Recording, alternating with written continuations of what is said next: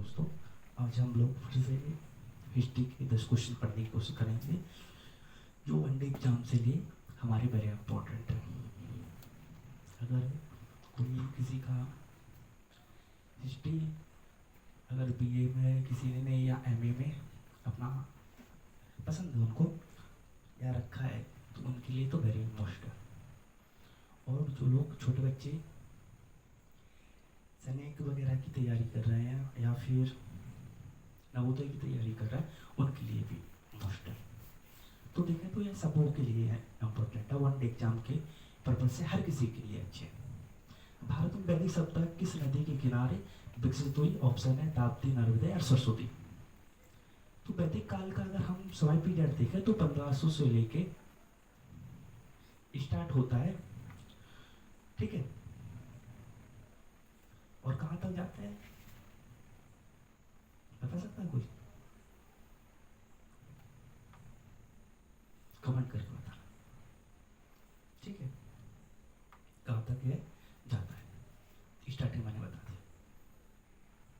और इसको ऋग्वैदिक काल और उत्तर ऋग्वैदिक काल में दो खंडों में विभाजित करते हैं, ठीक है।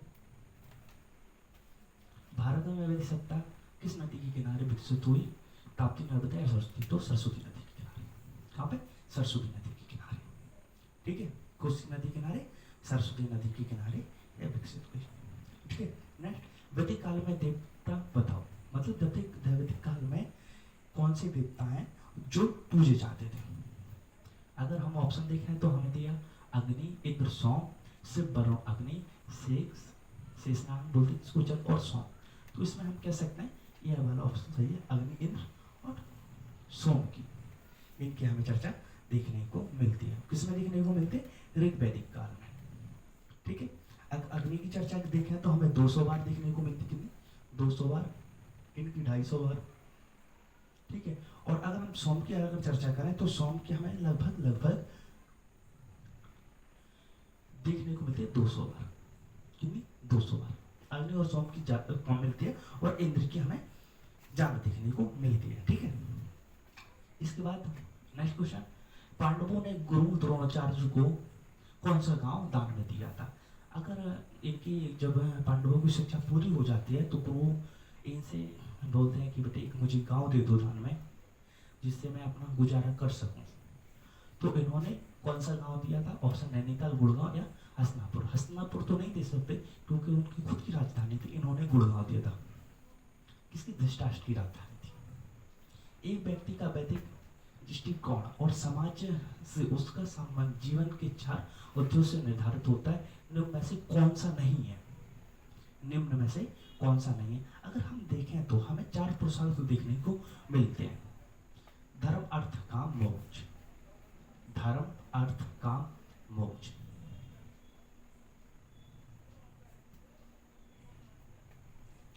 ठीक है।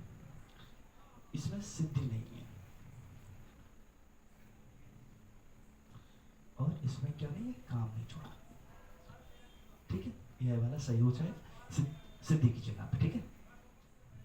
और अगर एक भ्रांति भी फैलाई गई है, अगर फिल्मों में देखें तो 7 फेरे लिए जाते हैं, लेकिन जब हम वैदिक परंपरा से अगर विवाह देखते हैं तो उसमें 4 फेरे लिए जाते हैं, ठीक है।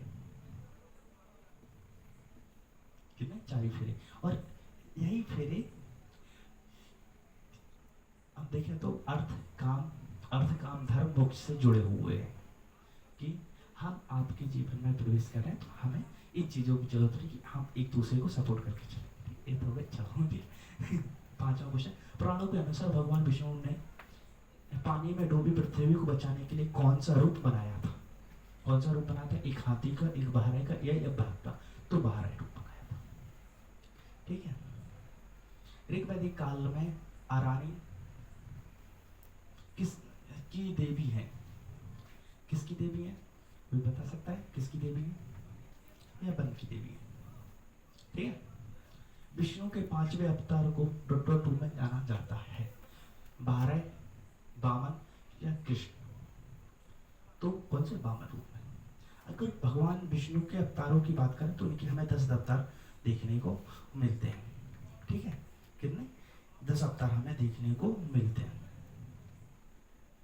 जिसमें से मत्स्य या बोले तो मछली का अवतार, कुर्म बोले तो कछुआ का, 12 नरसिंह, वामन, परशुराम, राम, कृष्ण, बुद्ध और कलिक शामिल है। कलिक अवतार हुआ नहीं इसलिए कलिक है, ठीक है। पुराणों की कितनी संख्या है, पुराण कितनी है, तो कहते हैं ना 6, 7, 8 पुराण, तो 18 यह हमारे पुराण है। वेदों की संख्या कितनी है, 10, 11, 4, 5, तो 4 पुराण है। ऋग्वैदिक काल, ऋग, साम, यजुर और अर्थ, ये अर्थवेद बोलते हैं इसको हम लोग। सुंदरकांड का संबंध किससे है, सुंदरकांड का संबंध किससे है, पुराणों से, रामायण से या महाभारत से।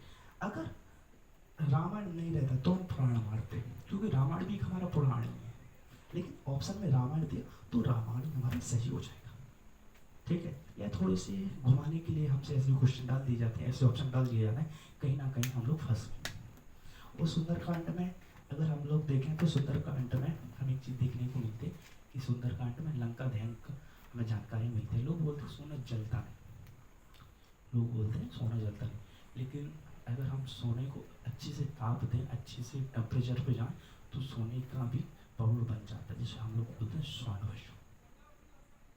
आज के लिए इतना ही, मिलते हैं नेक्स्ट लेक्चर में।